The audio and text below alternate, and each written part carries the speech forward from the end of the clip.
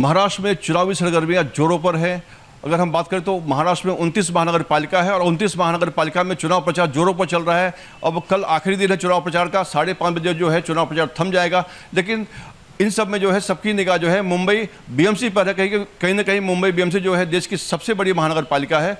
और अगर हम बात करें तो हम इस वक्त जो है मुंबई के चांदीवली विधानसभा में हैं, वार्ड नंबर 161 में। यहाँ से AIMIM जो उम्मीदवार सबर आलम जी हमारे साथ मौजूद हैं। सबर आलम जी बचाएं, कल चुनाव का जो है प्रचार का आखिरी दिन है और आपका जो चुनाव प्रचार है और आप जो यहाँ इलाके में घूम रहे हैं, अपने प्रचार को लेकर क्या बोलेंगे और जन समर्थन को लेकर आप क्या बोलना चाहेंगे?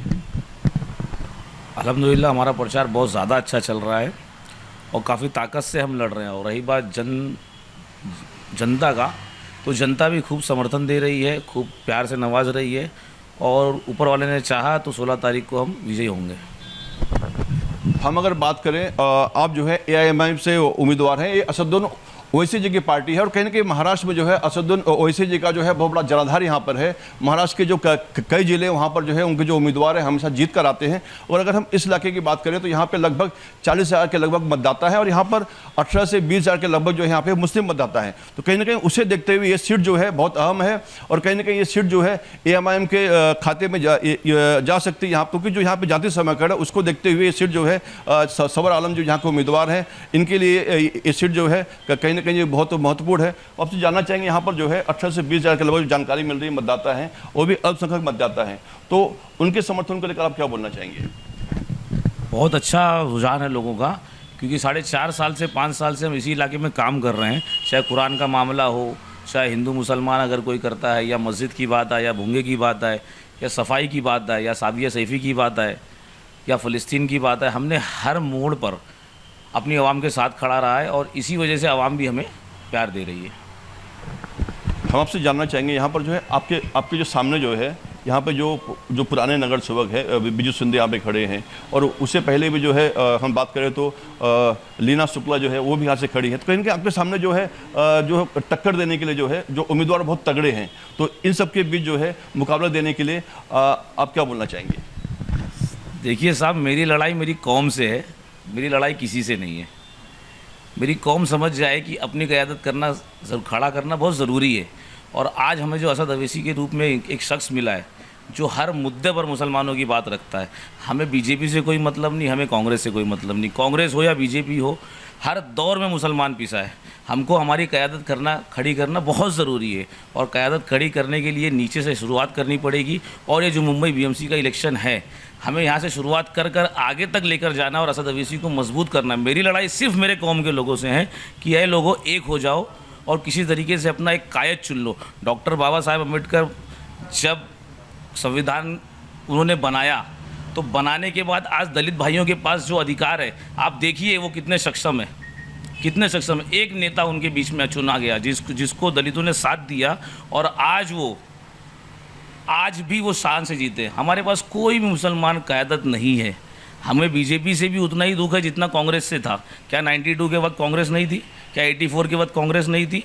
हर वक्त कांग्रेस भी थी और बीजेपी भी थी। कांग्रेस बोलती है कि बीजेपी को हटाओ। आपने हमको क्या दिया साहब? आपने क्या दिया? आप भी तो मौन थे जब मुसलमानों पे जुल्म हुआ। हमें हमारी क़यादत चाहिए, हमारे लोगों को हमको जागरूक करना है और किसी भी तरीके से मुसलमानों की एक क़यादत बनाना है, बस। हम अगर इस वार्ड की बात करें तो इस वार्ड में अगर जो जाति समीकरण है, यहाँ पे जो है 18 से 20,000 जो है मुस्लिम यहाँ पे मतदाता है हज़ार। और वहीं जो है यहाँ पर देखा जाए तो शिवसेना के 2 फाड़ हो चुके हैं और इसमें जो है जो दोनों गठबंधन है, यहाँ पे जो शिवसेना शिंदे है और शिवसेना उद्धव गुट भी यहाँ पे है और यहाँ पर जो है और भी जो पार्टियां हैं, अगर बात करें तो NCP है। तो कहीं ना कहीं जो है यहाँ पर इस बार जो है 2 गठबंधन में सभी पार्टियां एक न होकर अलग अलग चुनाव लड़ रही है, जिससे जो है वोटों का जो बिखराव है वो पूरी होने की उम्मीद है। और अगर यहाँ की जो सीट है, यहाँ का जो जाति समीकरण है, अगर यहाँ पर मुस्लिम मतदाता एक होता है और वहाँ पे जो है जितने भी वोट बैंक है सब में बिखराव दिख रहा है, तो कहीं ना कहीं ये जो सीट है AIM के लिए बहुत ही आसान हो सकती है। हम आपसे जानना चाहेंगे बाकी उम्मीदवारों के मुकाबले आपको यहाँ के जो मतदाता वो क्यों वोट दें? ऐसा आपने क्या अपना जो विजन है वो तैयार करके रखा हुआ है अपने इस वार्ड के लिए?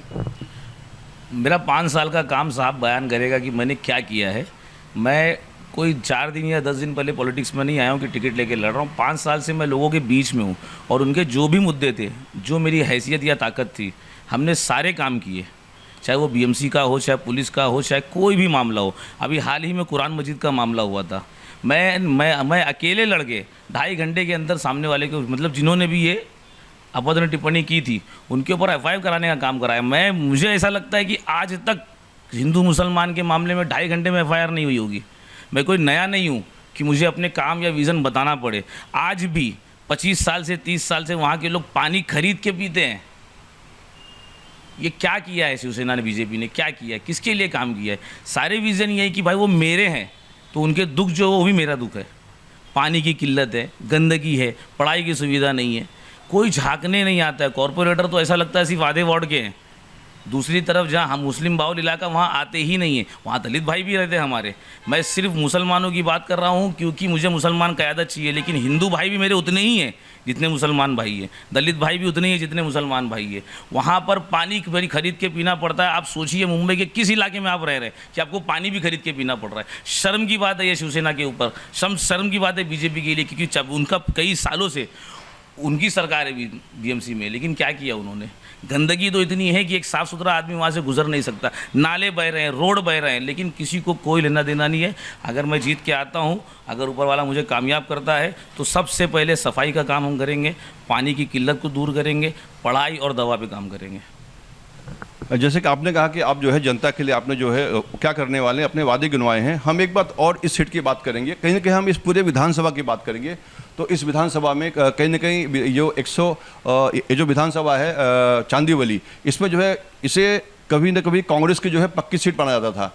कांग्रेस के लिए सबसे सेफ सीट यहाँ से मानी जाती थी, और यहाँ पे नसीम खान जी यहाँ के जो है कांग्रेस उम्मीदवार हुआ करते थे और उनकी सीटें पक्की मानी जाती थी। लेकिन एआईएमएम के जो उम्मीदवार थे और जो वंचित बहुजन आघाड़ी था, जब दोनों इकट्ठा हुए तो यहाँ पर जो है उन्हें जो है हार का सामना करना पड़ा। और उसके बाद जो है दूसरी बार चुनाव हुआ, तो दूसरी बार चुनाव में जो है कहीं ना कहीं जो है जो यहाँ पर जो उनकी तूती बोलती थी नसीम जी की, वो यहाँ से उन्हें हार का सामना पड़ना। तो कहीं ना कहीं एआईएमएम का जो फैक्टर है यहाँ पर महाराष्ट्र में, क्योंकि वो बहुत लोकप्रिय हैं और उनकी लोकप्रियता की वजह से मोदी लहर में भी, बिहार में भी उन्होंने चुनाव जीता है, और महाराष्ट्र के कई इलाकों में जो उनकी लोकप्रियता है और वो जो उनके उम्मीदवार है वो सीट निकालते हैं। तो कहीं ना कहीं एआईएम ने जो है ये सीट जो है बहुत चुनकर यहाँ पे अपने उम्मीदवार को चुना है। और इनका आपका बोलना है कि अपने इलाके में बहुत काम किया है और उसको देखते हुए लोग आपको वोट देंगे। हम आपसे जानना चाहेंगे क्या वंचित बहुजन आघाड़ी जो पहले साथ में थी, उनके अलग होने से कुछ फर्क पड़ेगा यहाँ पे? फ़र्क तो पड़ेगा, लेकिन उनके फ़र्क पड़ने या नहीं पड़ने से मुझे कोई लेना देना नहीं है। मेरी लड़ाई सिर्फ मुसलमान क़यादत की है और कोई लड़ाई नहीं है। कांग्रेस जीते हारे, बीजेपी जीते हारे, मुझे उससे कोई लेना देना नहीं है। 16 तारीख के बाद जो भी फैसला होगा, मैं हारूँ या जीतूँ, उसी तरीके से काम करूँगा जैसे मैं पिछले 5 साल में किया। रही बात आपने बोला कि आज 20 साल से नसीम खान जी यहाँ पर कांग्रेस के एमएलए थे, तो वो गठबंधन होने के बाद भी हार गए। मैं कहीं ना कहीं कहूँगा कि ये कांग्रेस का फेलियर है कि 9 वार्ड लगते हैं हमारे तालुका में। 9 वार्ड में एक भी मुसलमान कैंडिडेट वो जिता नहीं, कांग्रेस जिता नहीं पाती है। एक वाजिद कुरैशी जीते थे जो आज शिंदे सेना में है।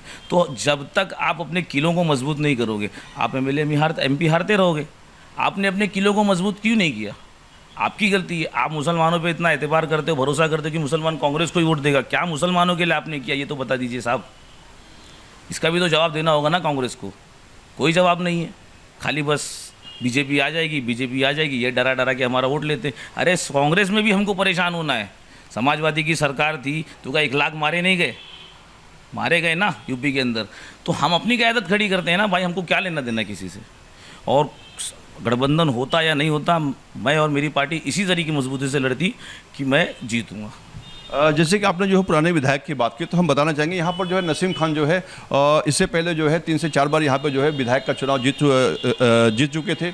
और यहाँ पर सबसे सरप्राइज वाली बात है कि यहाँ पर कांग्रेस की एक सीट छोड़ के अगर कांग्रेस का विधायक हो तो वहाँ पर कम से कम 9 वहाँ पे जो सीटें हैं नगर सेवक की, तो कम से कम उसमें 4 से 5 सीटें तो आनी चाहिए। लेकिन यहाँ पर जो है नगर सेवक की सीटें यहाँ पर जो है आना मुश्किल थी। सिर्फ एक सीट जो यहाँ पे आई थी, और वो भी जैसे आपका बोलना है कि वो भी शिंदे गुट में चले गया। तो कहीं ना कहीं कांग्रेस संगठन को यहाँ पे आत्ममंथन की ज़रूरत है। आपसे आखिरी सवाल है, अगर आप जीतते हैं तो आपका 100 दिन का विजन क्या होगा यहाँ पे इलाकों के लिए और लोगों के लिए? मैं ज़रूर जीतूँगा, और मैं जीतूँगा तो सबसे पहला काम मेरा ये रहेगा सफाई और पानी। 100 दिन के अंदर जल्द से जल्द इस समस्या को मैं ख़त्म करने की कोशिश करूँगा। क्योंकि जब मैं जाता हूँ इलाकों में जब मैं देखता हूँ कि पानी के लिए लोग फ़ोन करते हैं कि भाई मोटर चालू कर दो, या आज आपने देखा होगा कई इलाकों में पानी की थैली के अंदर पानी भर के 2 रुपये का मिलता है, मैंने वो बिकते हुए देखा है मेरे इलाके में। मुझे अफसोस होता है कि मैं मुंबई के इलाके में हूँ। तो सबसे पहले गंदगी और पानी के ऊपर काम करना है। तो कहीं ना कहीं बीएमसी का काम है कि जो यहाँ की जो बुनियादी सुविधाएं हैं मुंबई की उसको संभालना, और वार्ड में भी कहीं ना कहीं पानी और जो वहाँ की स्वच्छता है वो सबसे प्रमुख मुद्दा होता है। और आपने वही बोला है कि यहाँ का जो प्रमुख मुद्दा है पानी की व्यवस्था और यहाँ पे जो स्वच्छता सफाई की जो मुद्दा है उस पर ध्यान देंगे। तो ये थे हमारे साथ सबर आलम जी। और कहीं ना कहीं आप जो है यहाँ पे जो है आपका बोलना है कि आप यहाँ पे जो इलाके के जो भी यहाँ पे बुनियादी सुविधाएं उस पर ध्यान देंगे और जो यहाँ का रखरखाव है उस पर विशेष ख्याल करेंगे। कैमरामैन लोखंडन के साथ अंजनी कुमार मिश्रा, रियल खबरें, मुंबई।